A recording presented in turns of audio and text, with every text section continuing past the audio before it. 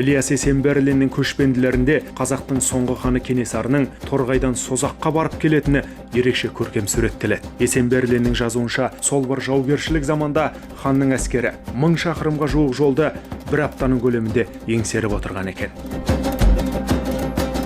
Батыр бабаның бұл тағылымды жорықтары бүгінгі бейбіт күннің ұрпағына ой салып, қазақ эпос ұлттық жобасы 2019 жылдың 20 сәуірінде арнайы экспедиция ұйымдастырды. Тұлпар мініп туалған республикалық байқауын қолдау мақсатында ұйымдастырылған экспедиция Кенесары ханның ізімен тағдырлы Торғайдан сырлы Созаққа деп аталды. Жалпы саны небәрі 3 адамнан тұратын топ тәуекелге бел буып 4 атты тақымдап жолға шықты.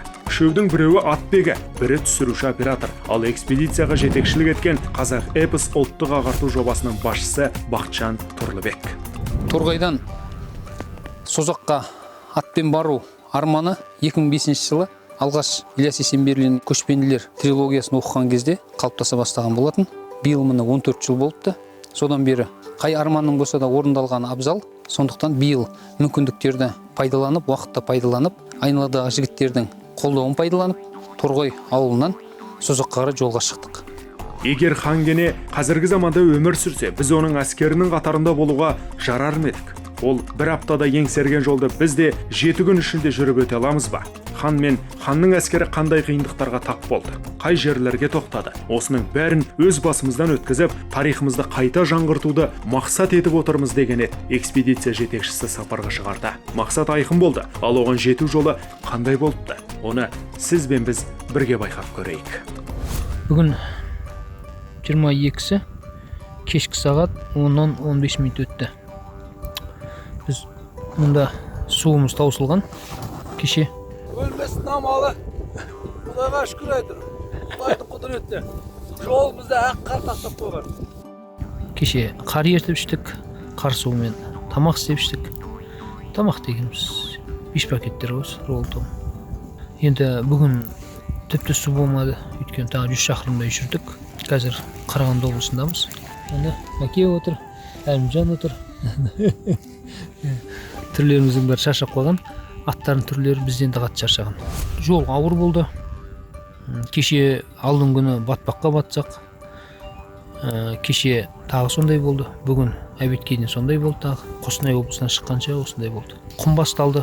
Қарағанды облысына кірген соң 30 километр деймін. Ол құмнан өттік. Мұнда бір елді мекен көрмедік. 250 шақырымдай қазір ешбір үй жоқ. Бір түтін жоқ. Айдала.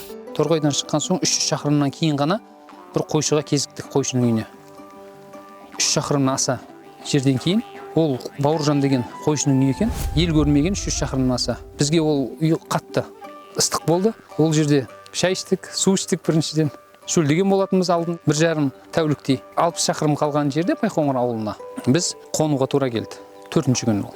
5-ші күні әбетке түске таман жолда алатымыз болдырып, қияқ көмір деген жерге тастап кеттік.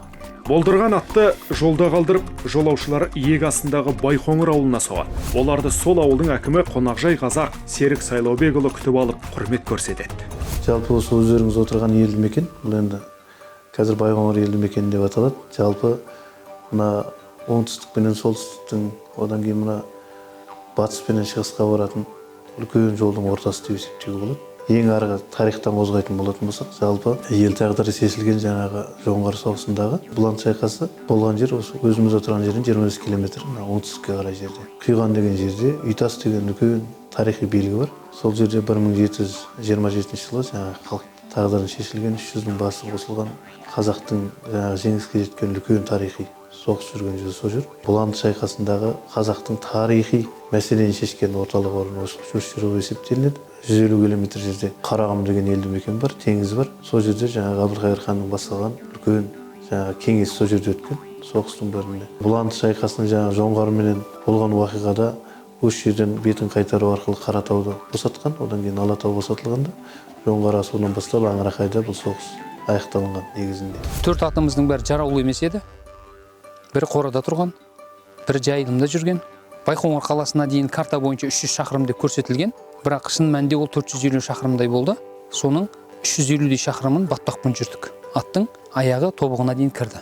Көктем болған соң ол орынды батпақ болуы, осы батпақ аттарымызды біраз болдырып тастады. Нәтижесінде аттарымызды Байқоңыр ауылына келіп ауыстыруға тура келді.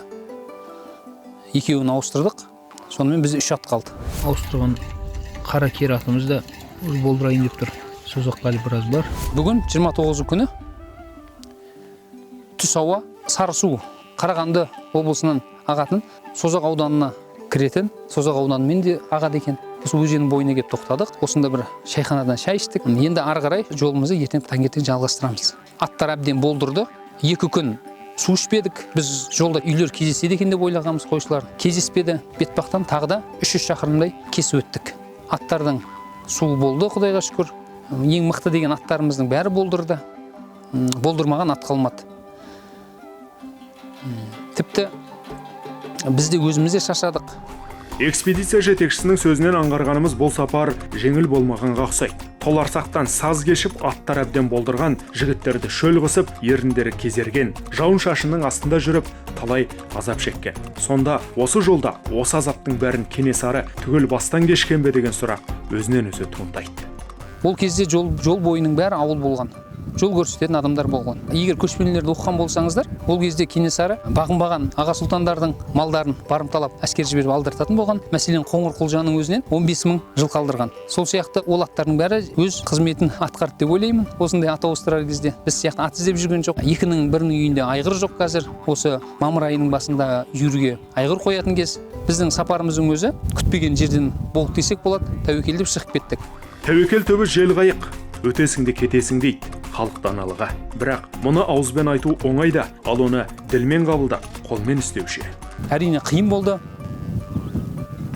3 адам 10 шақты күн жолда жүру, әрқайсының функциясы бар, атқаратын, әрқайсының міндеті бар. Бетпақтың даласы күндіз қандай ыстық болса, түнде сондай суық болады екен. Үстіміздің бәрі осы күннің бәрінде су болды. Өйткені күндіз жауын жауады, қар жауады. Торғайдан Байқоңырға дейін балшық болды. Ол жақ 0 градус. Географ жігіттерге карта сыздырғанбыз GPS арқылы. Олар ол жерде бір өзен белгіленбепті, бір көл белгіленбепті. Өзен 45-50 метрден асады ені. Көп уақытымызды алды ол өзенде кешіп өту. Себебі ол өзенде аттың астында қалдым балшықта. Ол жер 0 градус. Үстіміздің бәрі су болды. Мен ғана емес, барлық жігіттердің су болды. Амал жоқ, ауыстыратын киіміміз жоқ, сығып киіп алдық. Солай біз осы күнге дейін, осы ыстық оңтүстікке жеткенше осылай жеттік. Қызықты болды.